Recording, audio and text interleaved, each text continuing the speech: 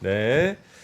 자, 그러면 네. 부동산 이제 그 뭐 97 대책 이후로 시장이 오히려 지금 더 뛰고 있는 느낌. 예. 을 받죠. 예, 마포 또 강남 3구 네. 뭐 마용성 뭐 이런 데들은 오히려 더 지금 신고가가 막 나온다는 뉴스들이 있어서 그거 한번 팩트도 한번 좀 여쭤보기도 네. 하고 진짜 우리 시장이 이제는 부동산에서 점점 자산 이동이 되는 것 같은데 또 그게 아닌 것 같기도 하고 한번 여쭤보도록 하겠습니다. 네, 어서 오십시오. 반갑습니다. 반갑습니다. 안녕하세요. 네, 네. 반갑습니다. 우리 NH농협 은행 네, 김효선 부동산 수석전문위원과 함께하도록 하겠습니다. 네, 일단 그 부동산 대책 이전에 우리가 가계부채 대책이 나왔었고 그 다음에 연달아서 부동산 대책까지 나왔어요. 네. 그러면은 야 6억밖에 못 빌려. 그 다음에 이제 그 공급 늘릴 거야. 좀 잡혀야 되는 게 좀 이론적으로 맞는 것 같은데 실제 현상은 어때요 지금? 그러니까 이게 수요와 공급을 일단 전체적인 방향성을 정부에서 다 내놓은 상태인데요. 네. 사실 지금 올해 누적의 상승률을 보면 전국은 0이거든요. 네. 그러니까 전반적으로 전국이나 지방 같은 경우에는 뭐 오랫동안 지금 약보와 뭐 하락세까지도 보이고 있는 상황인데 문제는 말씀하신 몇 개의 지역들, 6개 뭐 그 경기도권까지 치면은 한 8개 정도 지역이 계속 과열된 상태고요. 말씀하신 수요, 특히 금융과 관련된 대출 규제는 굉장히 단기간에 강력한 영향력을 주거든요. 네. 특히나 6억 원이라는 금액적인 제한은 정말 그 15억 초과 아파트 대출 금지 이후로 금액적인 부분이 이렇게 나온 건 처음인데요. 나온 직후에는 그 상승 폭이 축소된 그런 적은 있었지만 네. 한 번도 이제 떨어진 적 없이 지금까지도 고공행진 중이고 말씀하신 이제 공급 대책 나온 지도 2주가 지났음에도 불구하고 최근 한 2주 정도, 2주 전부터 한 2차례 정도는 갑자기 또 그 상승폭이 좀 확대되는 그런 그래요? 모양을 보이고 있습니다. 혹시 그러면 그 최근에 상승폭 확대될 때 가장 큰 달라진 점이 뭐가 있었어요? 뭐 토지거래 허가제라든지 그런 게 있었어요? 토지거래 허가제가 재지정 그리고 확대 지정 이런 것들이 나온 지가 얼마 안 됐기 때문에 네. 그거의 영향은 좀 적을 거라고 보여지고요. 네. 그냥 아무래도 이제 수요나 공급에 관련된 부분들이 집값을 안정화시키는 방향으로 나오긴 했지만 여기에 대한 그 감흥 뭐 이런 충격 이런 것들이 이미 좀 이제 완화된 상황인 것 같습니다. 그 6억 원이라는 규제에도 불구하고 네. 제일 많이 오른 거는 송파이고요. 그리고 뭐 과천이라던가 분당 그리고 성동, 마포 이런 지역이거든요. 네. 근데 그 지역들은 이미 6억 원을 빌리면은 나머지 뭐 15억 이상 정도는 현금으로 자산이 있는 분들이어야 되잖아요. 네. 그러니까 수요에 대한 규제는 좀 덜 받으면서 반대로 매도자의 입장에서 생각해 봐도 떨어지지 않을 거라고 생각하기 때문에 이제 호가를 내리지 않는 거거든요. 그럼 그 와중에 단기간 그 조금이라도 영향력이 있었을 때 공급이 그 원하는 지역에 조금만 기다리면 신규 물량이 많이 나온다라는 시그널을 주고 계속적으로 이제 관리가 돼야 되는데 사실 공급 대책이 방향성 정도만 나오고 구체적인 뭐 지역이라던가 뭐 이제 심리적인 안정감을 줄 만한 부분들은 아직까지 나오진 않았습니다.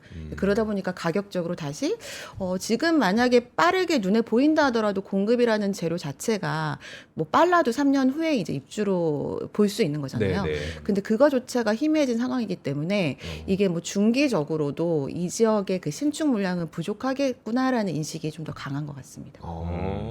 그러니까 이제 너도 나도 좀 급하게 사는 거예요?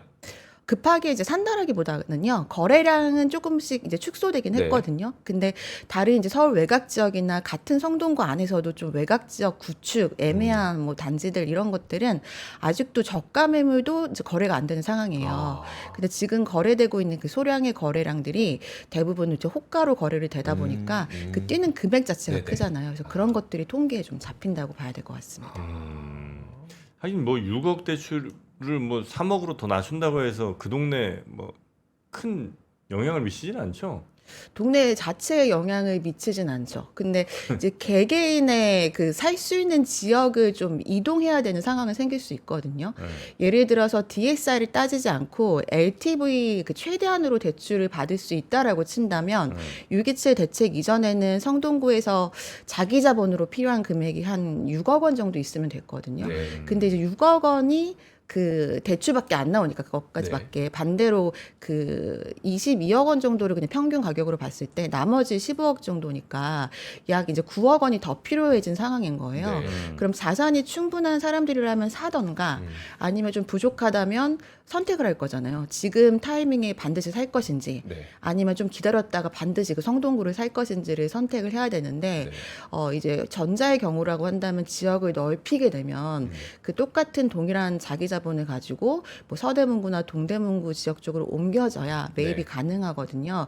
근데 지금 상황을 보면 그런 수요보다는 좀 더 기다린다거나 자산 여력이 있어서 반드시 그 지역을 사거나 하는 지역적으로 굉장히 선호도가 더 큰 작용을 하는 걸로 보여집니다. 근데 선호도가 더 큰 작용을 한다는 게 있는 분들만 살 수 있는 환경이어서다는 아니에요? 있는 분들만 살 수 있는 환경인 거죠. 그리고 그 금액 자체가 지금 보유하고 있지 않다고 한다면 기다리는 수요가 좀 더 이제 많다라고 보여지고요. 이게 사실 6.27 만의 일이 아니라 한 2년 정도 전부터 이런 양상은 좀 지속됐거든요. 네. 그때도 사실 작년 여름도 똑같은 지역이 과열됐기 때문에 되게 네. 이슈가 됐었잖아요. 그래서 지금은 이제 금융 관련된 규제가 강해졌을 때는 네. 좀 거래량은 적어졌었고 금융 규제가 좀 풀리고 완화될 때 주택 거래량이 확 몰리는 양상을 보이고 있고요. 네. 6.27 이전에도 그렇게 많은 수요가 몰렸던 거는 기준금리가 거의 동일하게 유지가 됨에도 불구하고 대출금리가 기준금리 대비해서는 좀 적게, 좀 낮게 좀 유지가 됐었거든요. 그러니까 그런 이제 유동성 같은 것들이 이제 그 움직일 수 있는 규제가 완화될 때 확 몰리는 현상들이 지금 보여지고 있습니다. 하여튼 지금 이사철이잖아요, 그죠? 그렇죠. 9월 10월이면 네, 대표적인 근데 이사철입니다. 이사철 분위기는 지금 나는 건 맞아요? 약간 좀 이사철 아니란 분위기. 분들도 계신 것 같고. 네, 최근에는 예. 뭐 이삿짐 센터 차 저도 거의 본 적이 없는 것 같거든요. 네. 맞아요. 그러니까 이사철이라는 의미가 뭐 작년 한 2년 정도 전부터는 큰 의미가 없어진 것 같습니다. 그런 뭐 이제 라이프 스타일 같은 거 변화도 있을 테지만 집을 사는 시점이 우리가 실제 이제 몸을 부대끼고 살면서 뭔가 생애 주기적인 이벤트가 발생했을 때 집을 사거나 네. 이사를 가기보다는 말씀드린 그 금융 관련된 규제 같은 것들이 좀 약화됐을 때 전세를 멈추고 집을 산다거나 이런 수요가 더 많다 보니까 지금은 어느 때보다 이제 금리라던가 정부의 그런 금융 정책이 굉장히 영향을 많이 미치는 시기인 것 같습니다. 금융 규제가 약화된다는 게 왜 그렇게 말씀하시는 걸까요?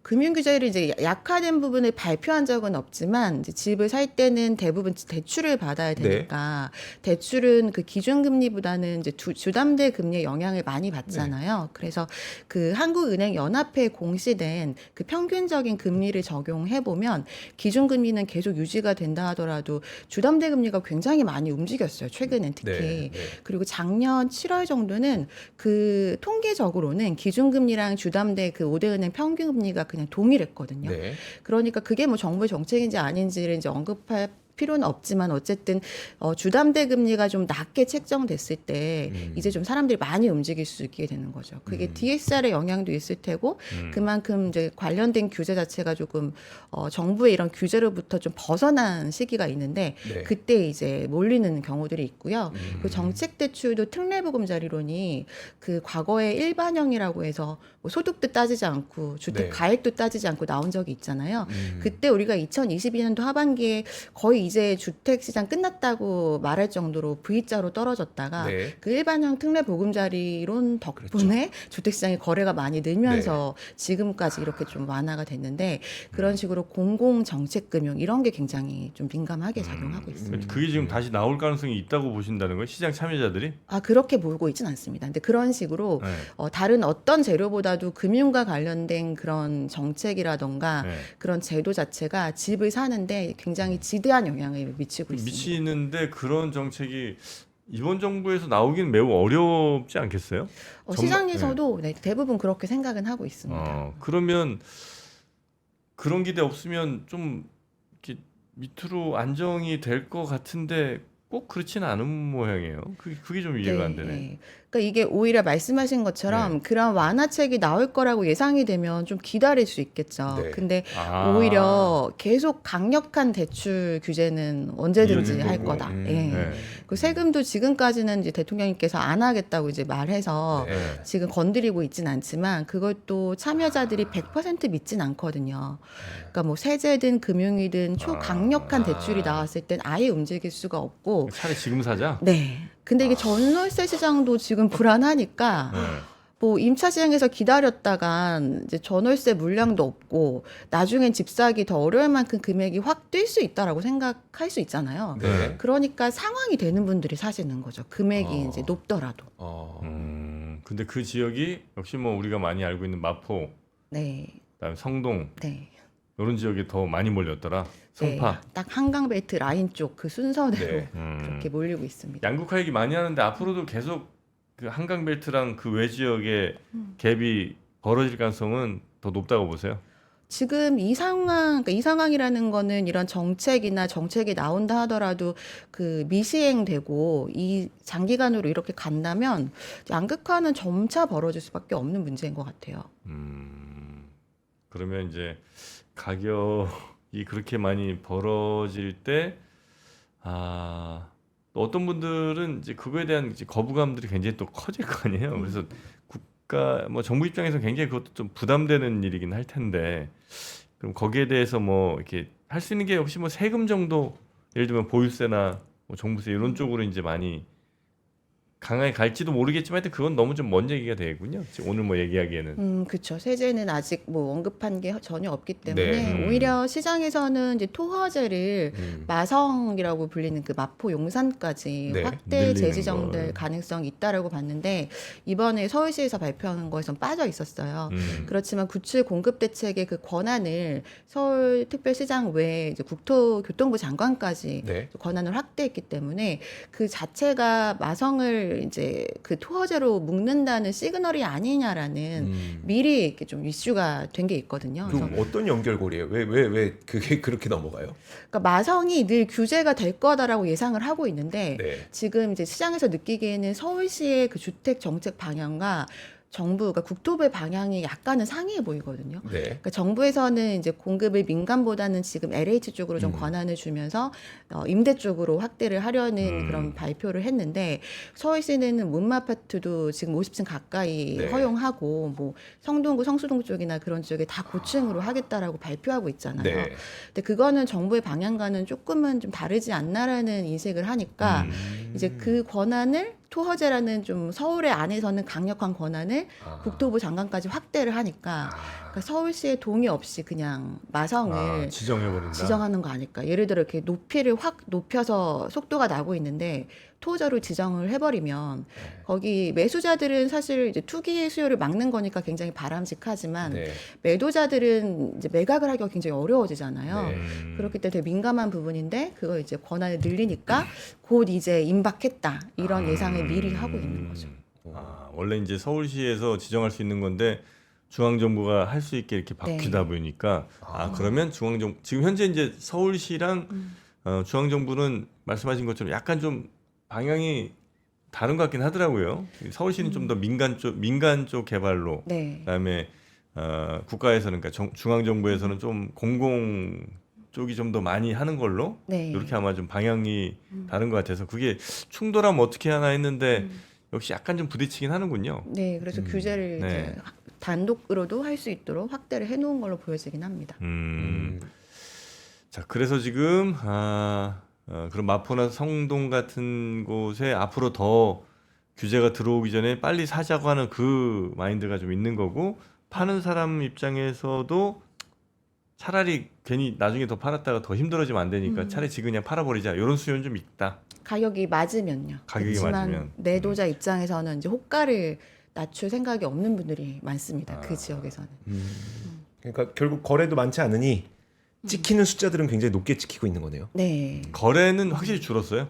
거래는 7월에 확 이제 줄었다가요. 네. 8월에 좀 늘긴 했어요. 그래서 9월 추이를 좀 지켜보기는 이제 해야 될 것 같아요. 그래서 그거에 따라서 토지 지정 또는 뭐 투기 지역 같은 것들로 지정될 가능성은 뭐 계속 남아 있는 것 같습니다. 금리도 굉장히 중요하게 보실 거 아니에요? 네. 근데 금리가 어쨌든 미국은 한 2번 정도 앞으로 더 올해 안에 내리고, 물론 이제 그게 실제 우리 적용받는 금리랑은 또 뭐 좀 다르긴 할 것 같긴 합니다만, 우리나라 금리도 좀 밑에 쪽으로 보고 계세요? 뭐 저는 금융 전문가는 아니지만 미국이 뭐 2차례 이상 내릴 수 있다라고 하면 기준금리는 내려갈 가능성은 있다라고 생각되고요.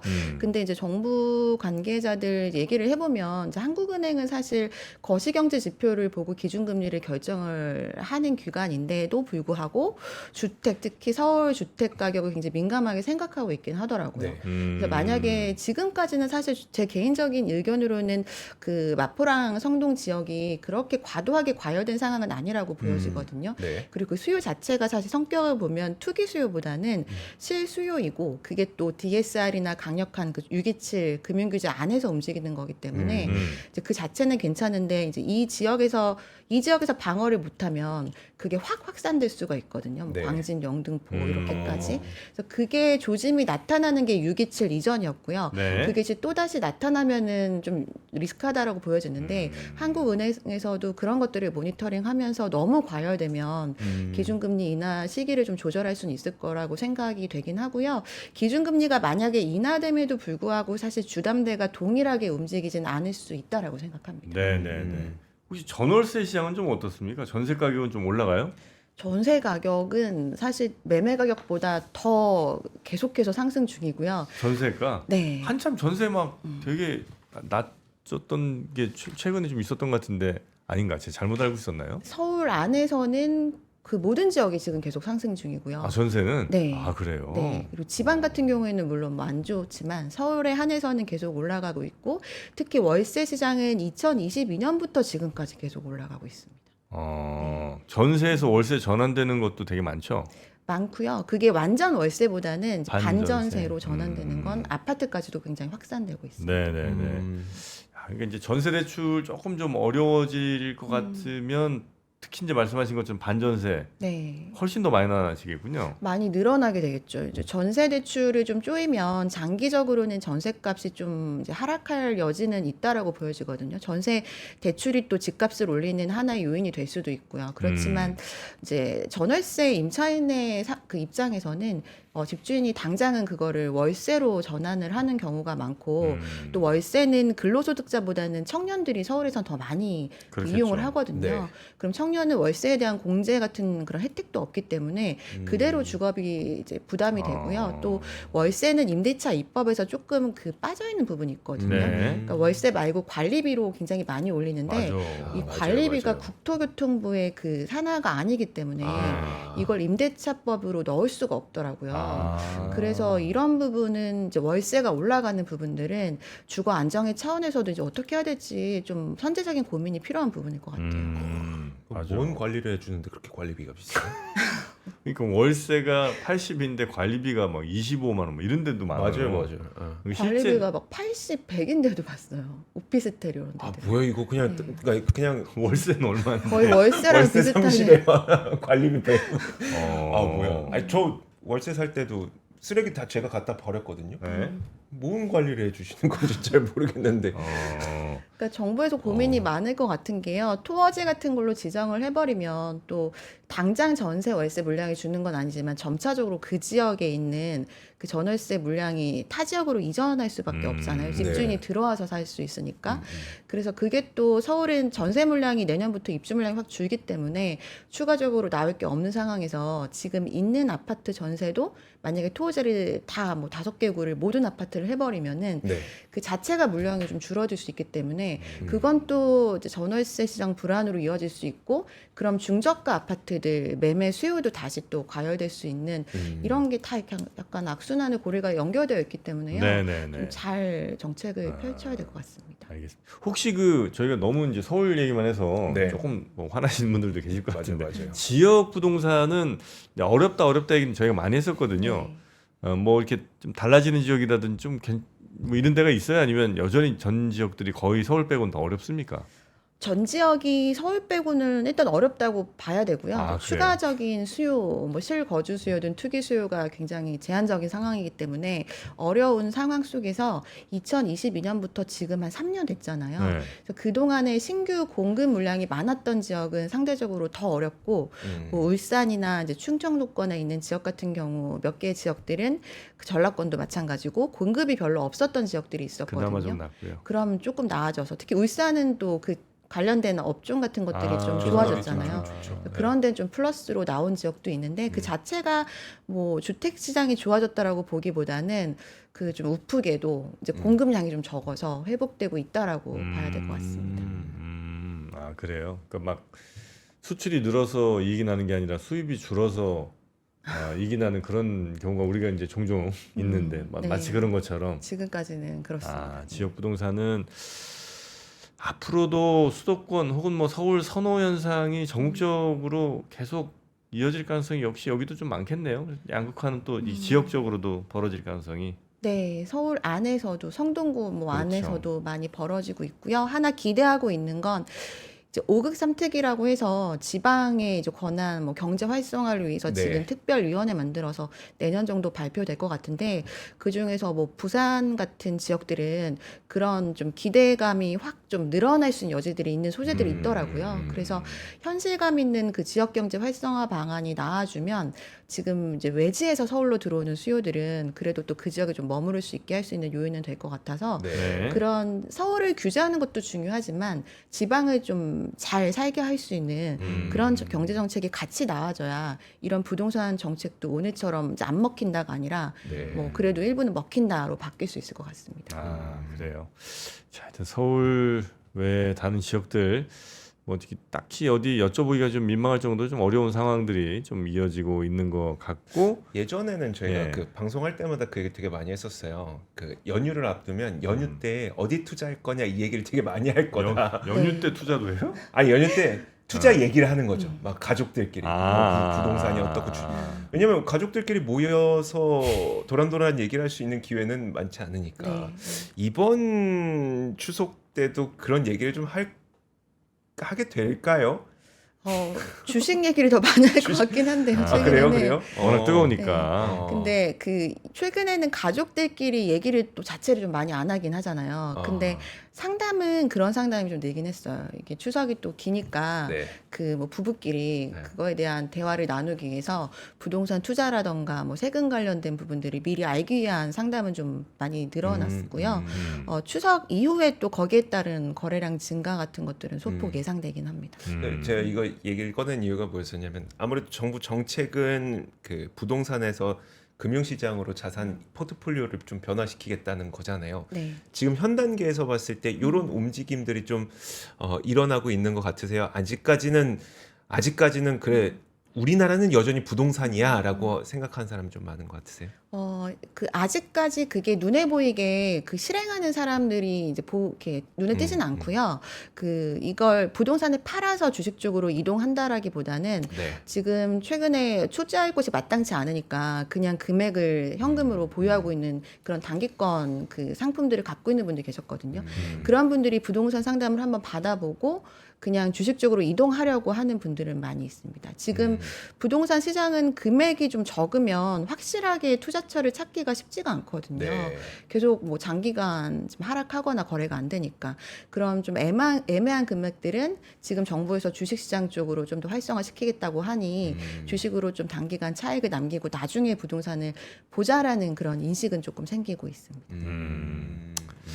알겠습니다. 하여튼 전체적으로 전세는 많이 올랐고 전세 대출도 좀 많이 줄였잖아요. 네. 예, 그런데도 전세는 여전히 좀 강한데 왜냐면 이제 워낙 전세 공급이 좀 줄어서 그러는 것 같고 거기다 이제 월세로 전환되는 경우가 많으니까 세입자분들은 조금 더 월세 부담이 커지거나 아니면 전세 가격 상승이 좀 많이 서울 경기 같은 경우는 특히나 더 그러실 것 같고 네, 서울과 경기 일부 지역들. 네, 매매도 서울의 한강 벨트는 여전히 정부가 무슨 정책을 내놓든 간에 아직은 튼튼하게 가고 있고 예, 그 외 지역들은 조금 흔들린 정도 모습 이 정도로 우리가 정리하면 되겠군요. 네, 맞습니다. 알겠습니다.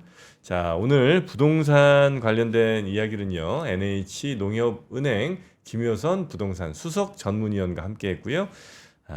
추석 잘 보내시고 네. 네, 다음 시간에 또 뵙도록 하겠습니다. 네, 고맙습니다. 감사합니다. 네.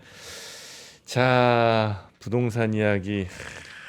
집 사는 사람 입장에서는 서울 한강빌트만 아니면 좀 괜찮을 수도 있는데, 근데 한강빌트 아니라도 너무 오르긴 너무 올랐잖아, 그죠? 맞아요. 예. 아니, 너무 올랐다기보다 돈값이 많이 떨어진 건가? 여튼 그것도 그렇고. 근데 그 지방에서 이제 지방 사시는 분들 이야기를 들어보면 저도 이제 그 엄청난 부자의 이야기를 한번 들어봤는데 결국 부산에 계시는 분이 그냥 서울 아파트 계속 사세요. 그렇더라고. 예, 계속 사요 그냥. 서울 사람들은 서울에 있는 아파트 어떻게든 살려고 그러고 네. 지방에 계신 분들도 서울에 있는 아파트 아파트 어떻게든 그것도 살려고 살려고. 그러고 이걸 이제 어떻게 물꼬를 틀어야 되는데. 예. 아, 자, 하여튼 뭐 우리가 할 수 있는 일은 아닌 것 같고요. 네, 네. 대신 자산 시장을 좀 넓게 볼 필요는 있겠죠. 이제 암호화폐 시장이 점점 또 커지고 있는데 네. 저희 그 톰 리 이더리움의 톰 리를 저희가 토크 콘서트 한다고 네. 말씀을 드렸는데 대박 사건이 터졌습니다. 저희 이럴 줄 몰랐습니다. 네. 아마 톰 리도 많이 아시겠습니다만 이분은 진짜 모르는 분이 없을 거예요. 주식 댄- 투자하시는 분이면. 댄 아이브스. 네. 네. 댄 아이브스. 댄 아이브스는 뭐 기술주 투자의 대가이기도 하고요. 네. 그리고 미국 주식 투자하시는 분 가운데 댄 아이브스 모르시면 사실 좀 경력이 좀 짧으신 가능성이 높죠. 이거 우리가 뭐 전망할 때마다 이번엔 댄 아이브스는 이렇게 얘기했는데 네, 이렇게 네. 전망했는데 이런 얘기 진짜 많이 하잖아요. 맞아요. 근데 그 댄 아이브스를 저희가 직접 모시는 거죠. 그렇죠. 이 네. 토크 콘서트에 그래서 탐 리와 함께 댄 아이브스도 한 자리에 함께 하신다고 합니다. 네. 그래서 이번에 그 톰 리와 우리가 월가 투자자의 이야기를 한 명의 이야기를 듣는 것도 쉽지 않은데 사실 우리도 투자자 여러 명의 이야기를 듣는 게 되게 바람직하잖아요. 서로 의견이 다 다를 수 있으니까.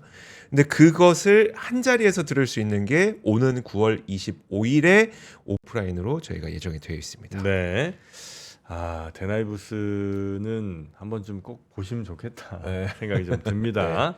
진짜 뭐 애플 투자, 테슬라 투자 그쵸, 이거 그쵸. 다 네. 진짜 댄 아이브스 입에서 엄청나게 많이 나왔었던 이야기였어요. 네네. 네. 자, 하여튼 요거 신청하시려면 GIN 요거 가입하셔야 되는데요.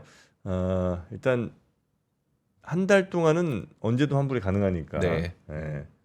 실적 신청해놓고 살짝 빠지셔도 뭐라고 네. 안 하겠습니다. 네, 무료로 그렇게 도망 다니실 수 있고요. 하여튼 부담 없이 하시라는 거죠. 그렇죠. 네, 그렇게 네. 신청하시면 되겠습니다. 톰리 그리고 댄 아이브스 이름만으로도 가슴이 살짝 뛰는 네, 그런 분들이 옵니다. 진짜 만나기 어려운 분들 꼭 이번 기회에 한번 만나보시기 바라겠고요. 네. 자, 이어지는 오늘 아침 오프닝 그 벨 라이브. 네. 오늘 또 바이오 쪽이 뭐 들썩들썩한 모양인데. 그리고 삼성전자도 한 8만 아, 800원까지 올라가고 있고요. 네. 알겠습니다. 오늘 또 분위기가 좀 좋았으면 좋겠습니다. 자, 그러면 저희는 내일 다시 찾아뵙도록 하고요. 계속해서 많은 분들 시청해 주시기 바랍니다. 고맙습니다. 감사합니다.